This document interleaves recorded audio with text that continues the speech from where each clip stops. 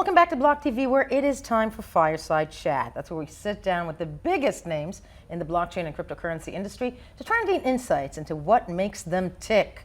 And our guest today needs no introduction. He's a man of many hats, so to speak. Bitcoin developer, educator, entrepreneur, Jimmy Sung. And here's a reminder to all of you, before I drill anything and everything out of him, of who exactly he is. At a certain point, the US dollar is going to be so low versus Bitcoin that merchants are going to start demanding Bitcoin. At that point, things are going to come to a head pretty quickly.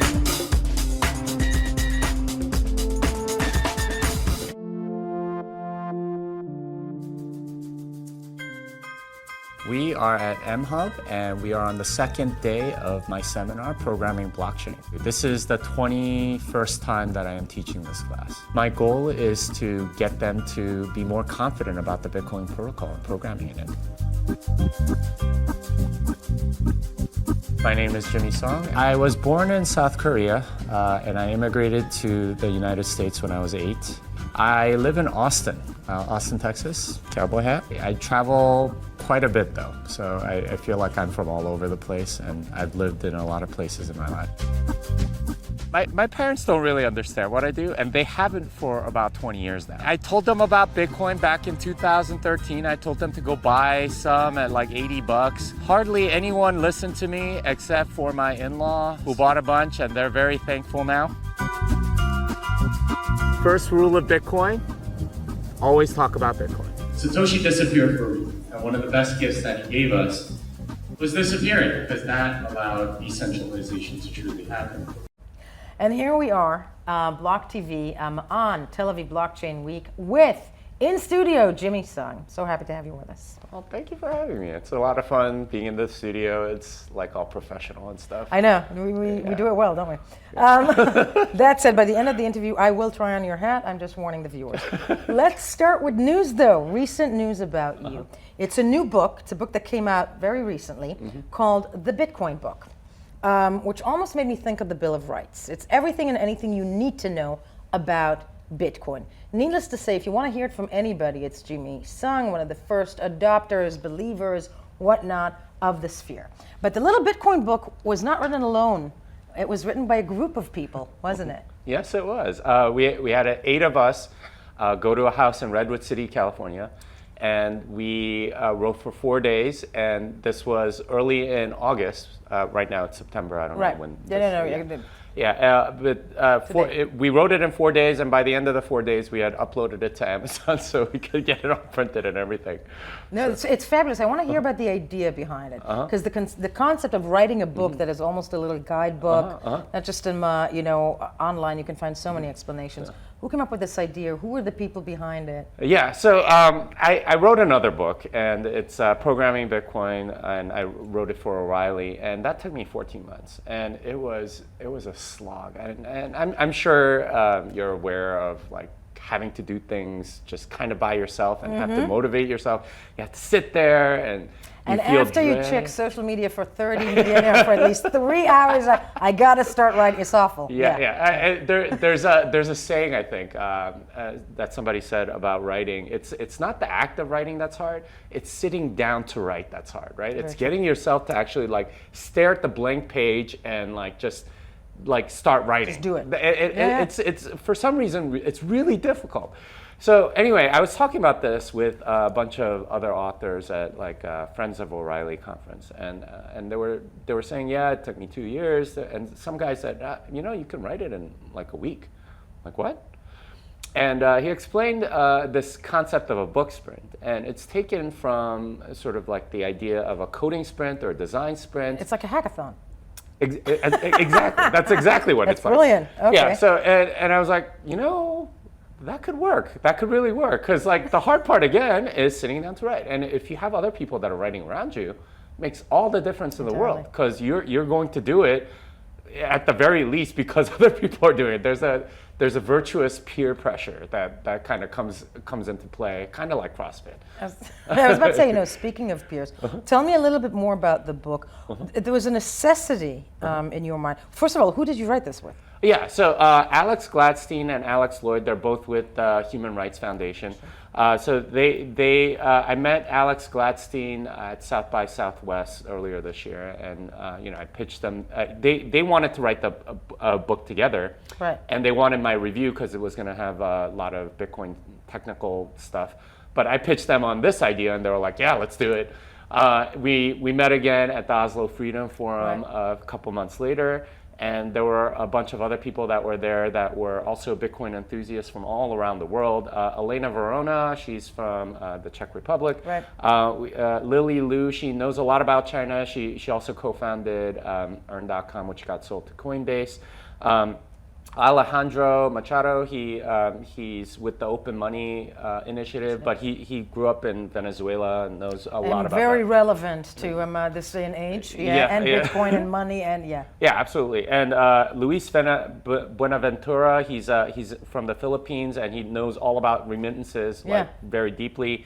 And Timmy Abu, I can't pronounce his last name. Okay, everybody butchers mine. Yeah, but he's from Nigeria and runs an exchange there. So we had a real global perspective, 5 different continents, 8 different authors, and it's not something that any one of us could have written. Alone. The whole book ended up being something that we could only really write together. And when it comes, I think, to the essence of Bitcoin, the ideology behind Bitcoin, that's how it should have been written in many ways. Really, because think about it. Thank you. If we're trying to push decentralization, let's not have just one person at the helm. But and again, it's the little Bitcoin book. It came out recently. It came out August, right? We literally wrote it in early August. In 4 days. And we had it published to Amazon. We had some people review it, and then we updated it, and basically we started pushing it like 2 weeks ago. No, brilliant. The little Bitcoin book out there now, available online.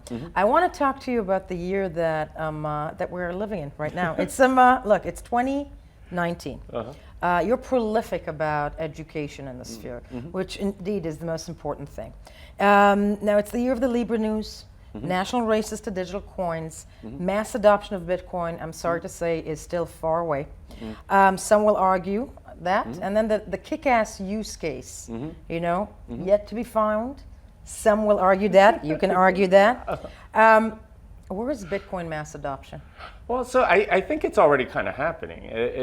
We don't really see it, but part of what we wrote in the book is about everyone sort of approaches this, especially if you're from Silicon Valley or from a first world country, Western country, as like this technology and not really as money. But if you look at it as money, I mean, I was just talking to somebody yesterday about like all the people in Iran that are using it. If you think about Iran, they're a country under sanctions. And I mean, it's other people's fault. Yeah, I mean, it's the Ayatollahs or whatever that are trying to, defy international whatever.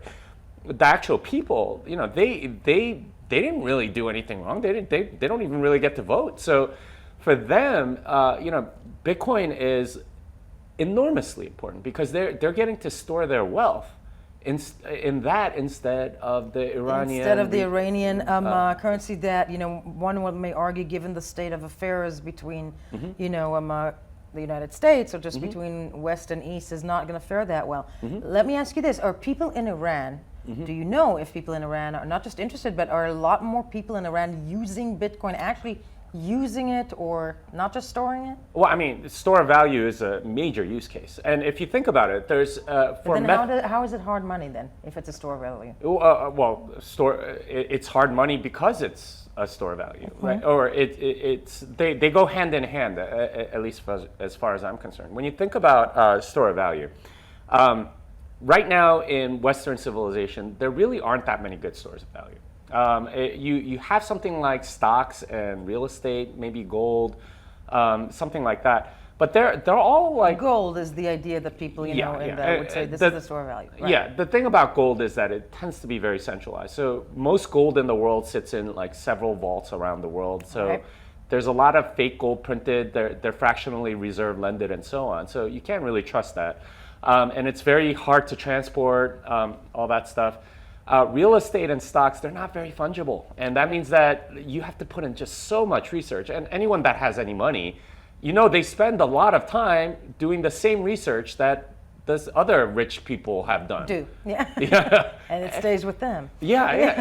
And it can be enormously frustrating to try to invest in that stuff just because, well, what stocks do I do? And you end up doing like some diverse portfolio or whatever. But in a sense, it's a terrible store of value because there's a lot of luck and insider information and stuff like that involved. With Bitcoin, what you have is you can be somebody in Iran, or you can be a Silicon Valley executive in like with the best deal flow. Information researchers, whatnot. Yeah. Yeah, but you're gonna get the same return because it's fungible, and that to me is the killer feature that people are using it for. Is that everyone gets the same return from the same Bitcoin. And it's, I mean, that's just enormous from like at least a third world perspective because they traditionally haven't had access to good stores of value. Their governments make it purposefully very difficult. Right. Now they have one, and that makes all the difference in the world. One of the things that we point out in the book is that about 10% of the people under the Maduro regime have gone out from Venezuela. Mm-hmm. And they're able to do it while preserving their wealth.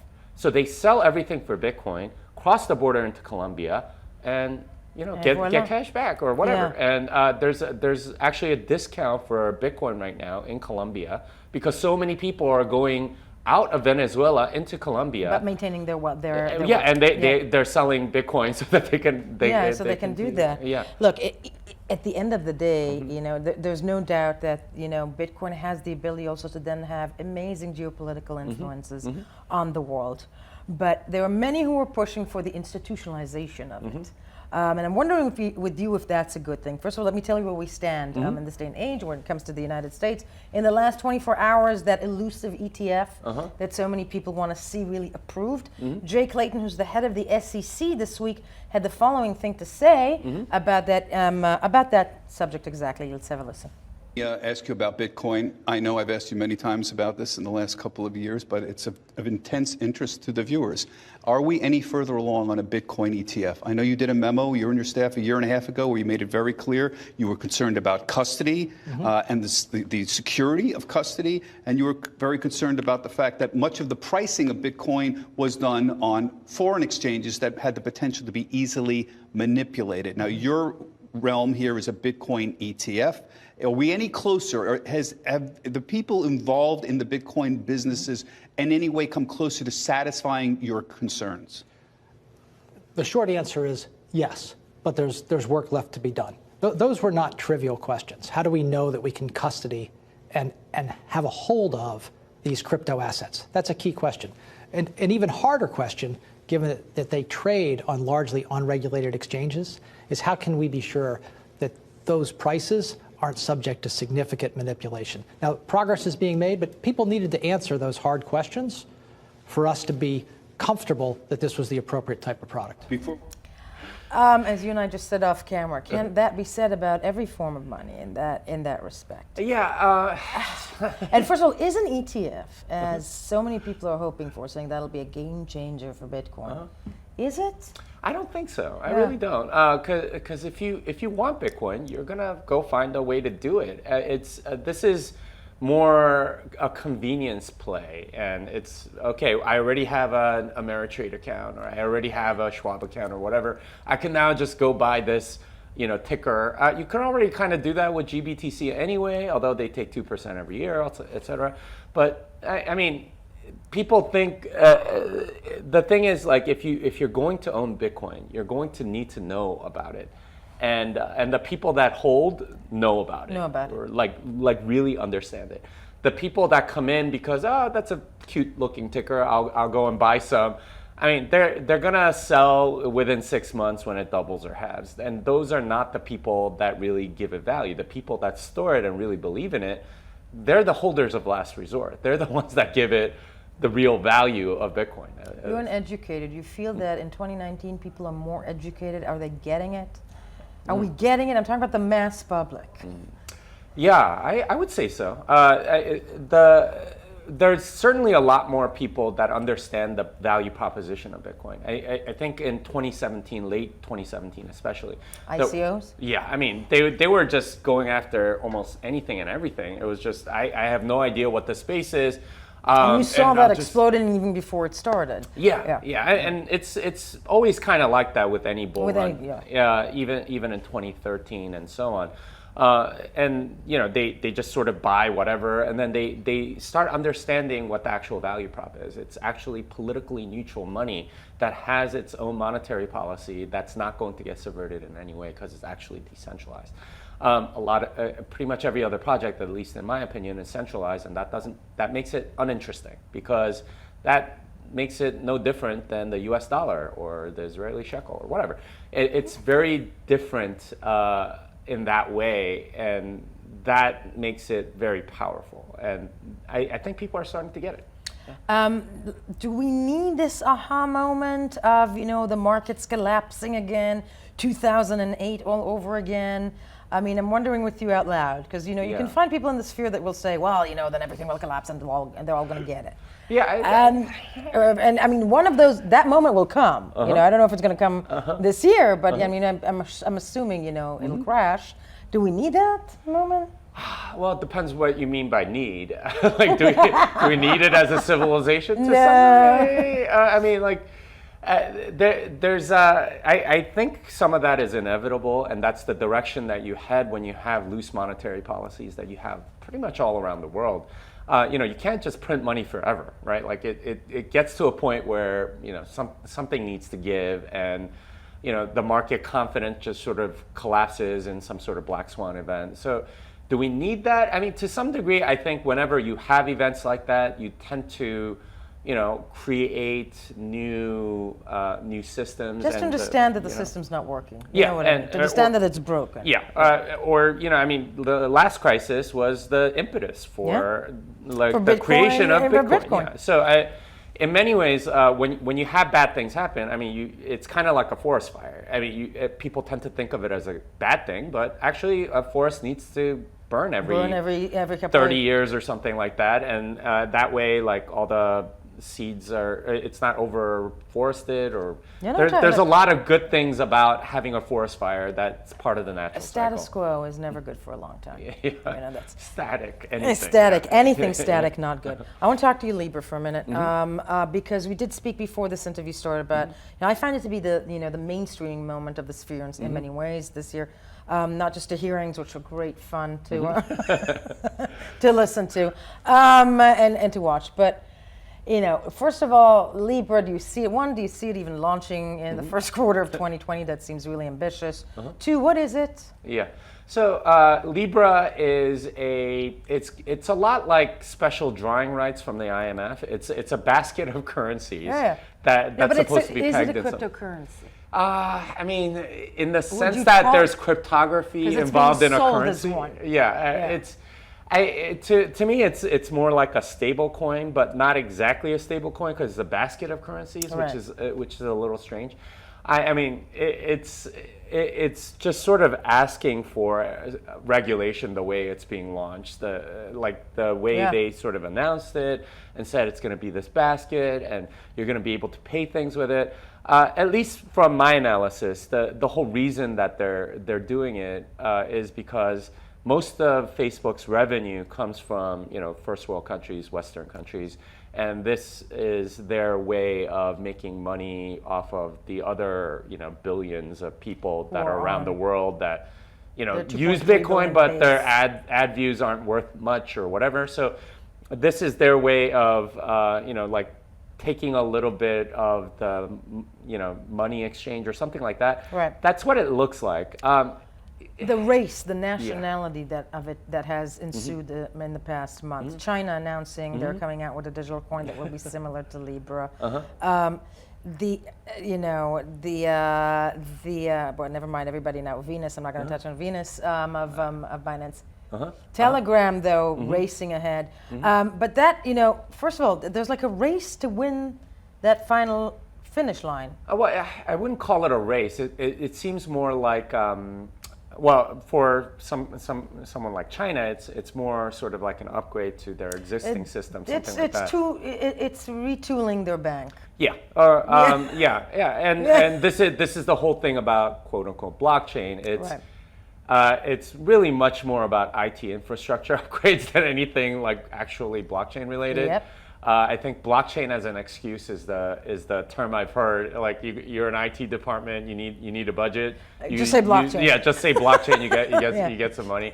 The whole idea, I think, with doing something like this is you have some form of convenience, but again, that's more a method of payment use case than anything else. And I think Libre definitely falls in that category, as do maybe some of these others, maybe not some of these others. Let me ask you this. I'm obsessed and fascinated with the gram that supposedly will be issued by the end of October, of the TON network, Telegram, etc.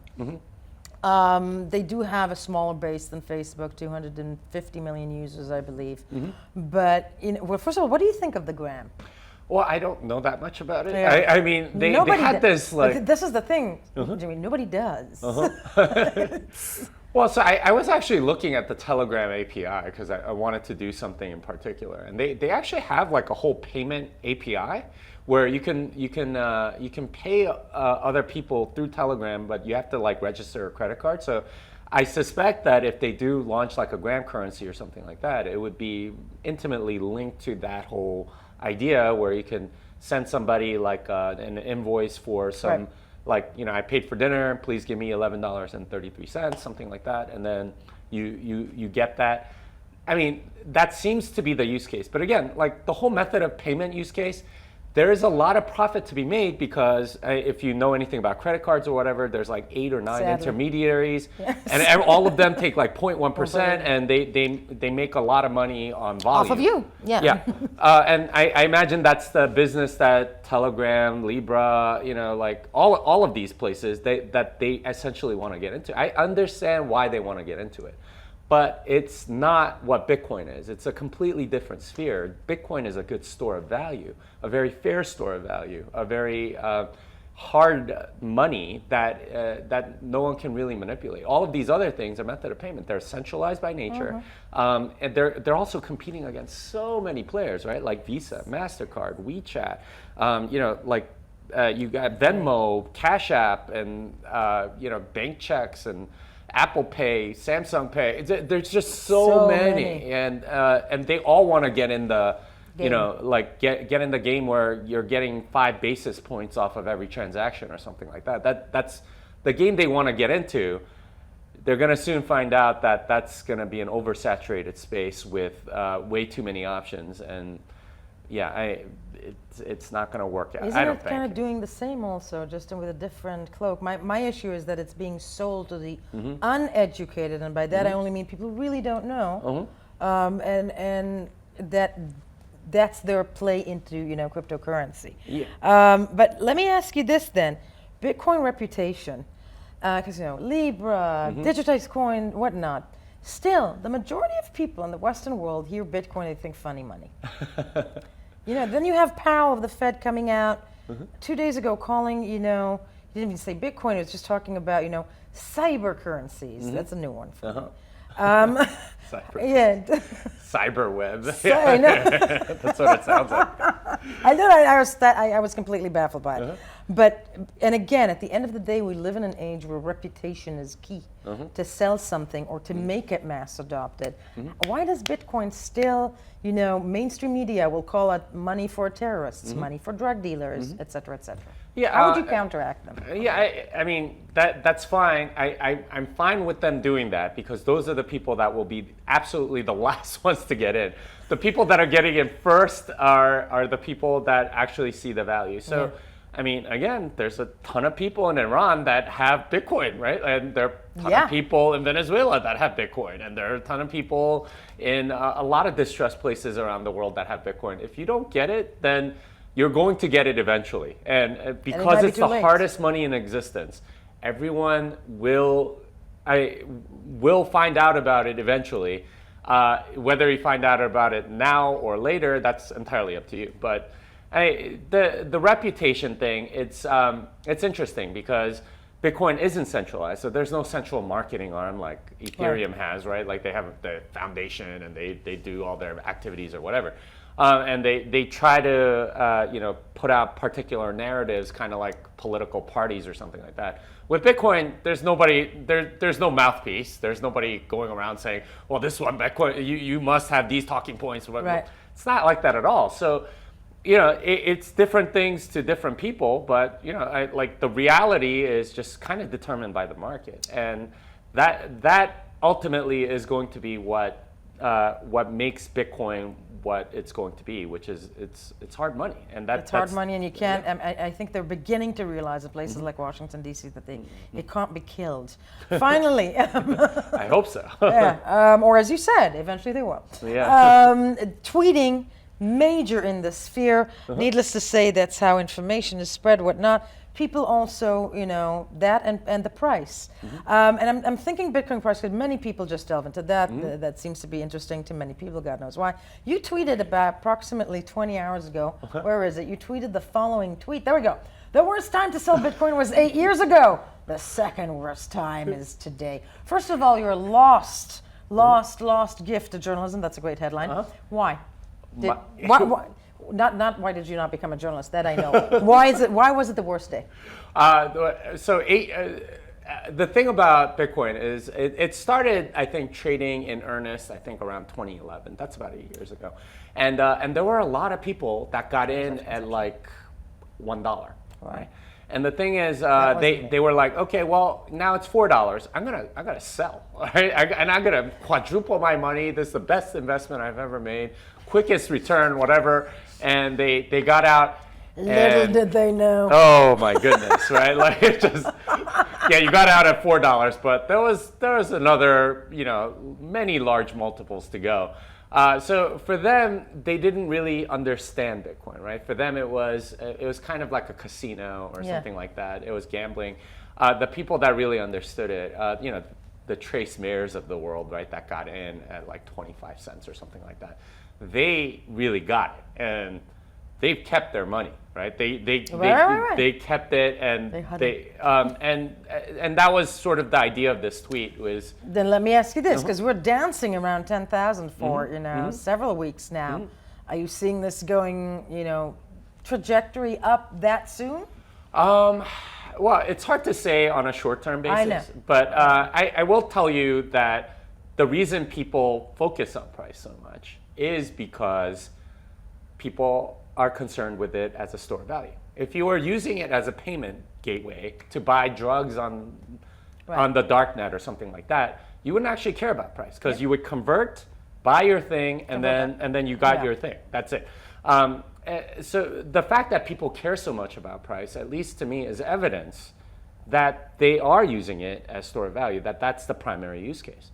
Now, what's the price going to do? Well, I mean, the only real... Which, as a prediction only, but it's a question everybody's asking. Yeah, the only real analysis of price, or like the fundamental driver of price, at least on a long-term basis, that makes sense to me, is the stock flow ratio, which is the amount. The stock is the amount in existence versus flow, which is the new amounts that come in every year or so.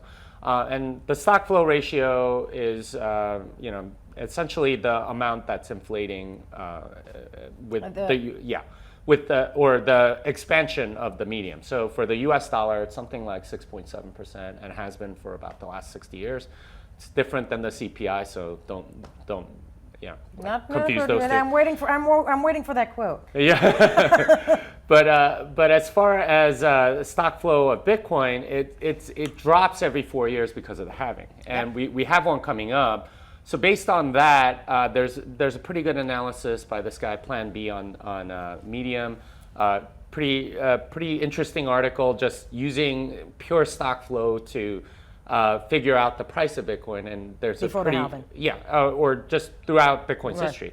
And using that, there's a good argument to be made that it will be pretty underpriced once the halving happens, if it stays at the same price. So will the market front run that, back run that, do it at the right time? We don't know, but I think that's the pretty good way to analyze the price. Okay, that was incredibly PC and very informative in many, many, many ways.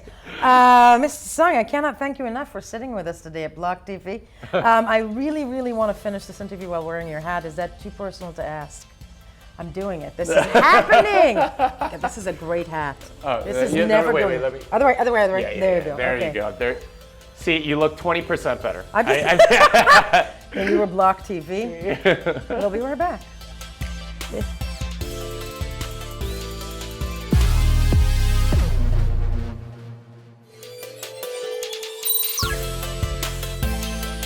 For more news and updates, follow us on Twitter.